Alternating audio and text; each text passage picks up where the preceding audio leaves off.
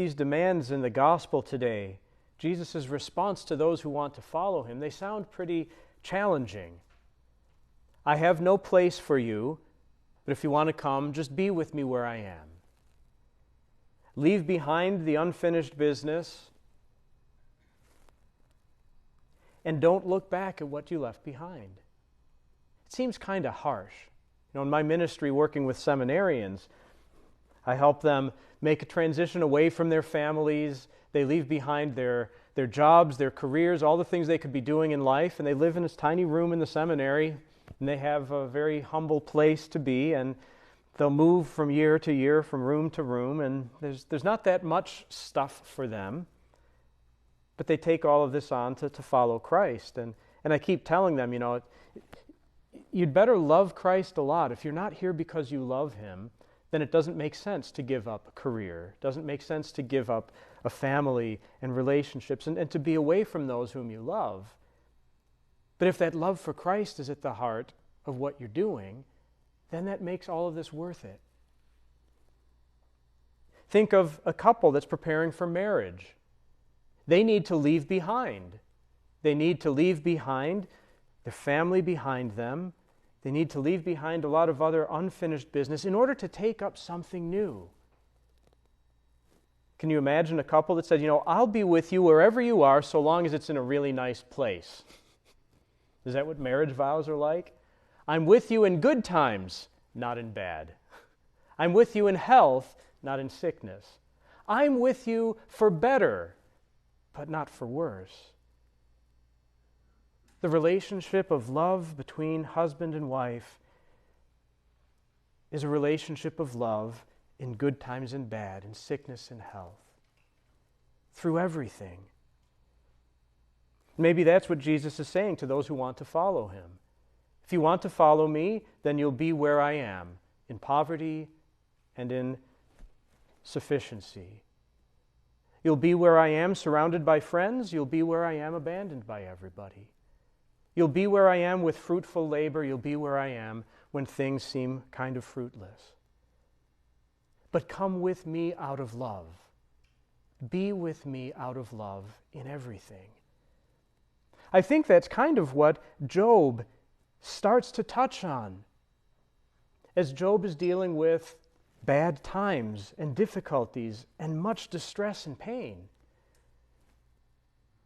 At the beginning of the book of Job, when he has lost everything, he falls down before the Lord and says, "Naked I came forth from the Lord, naked I will go back again.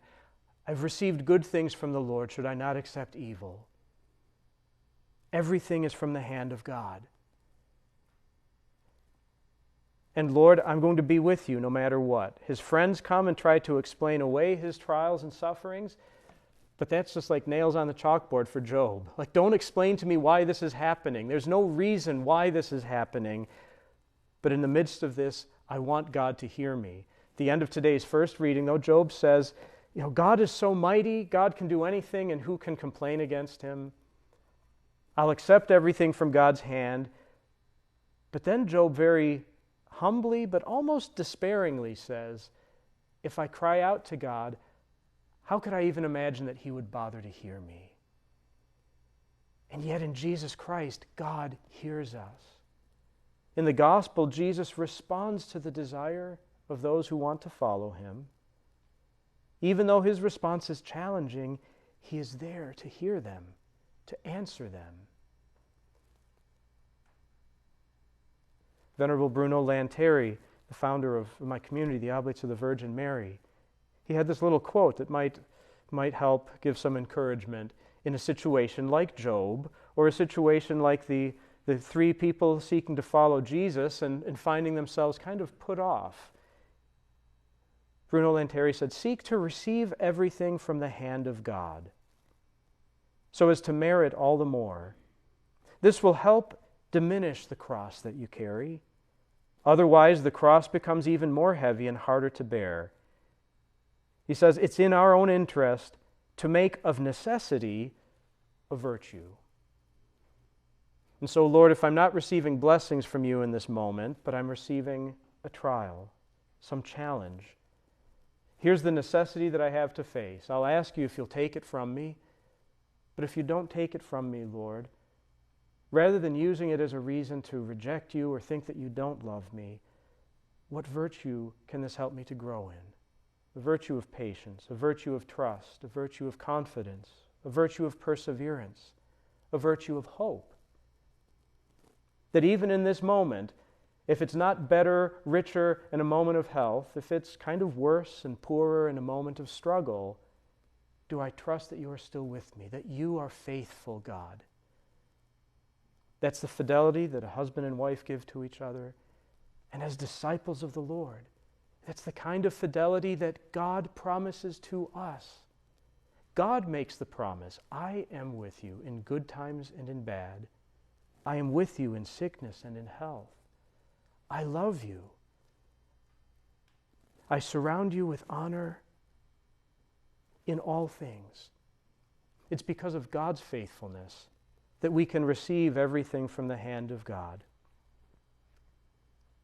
Trusting that when we cry out, God really does hear us.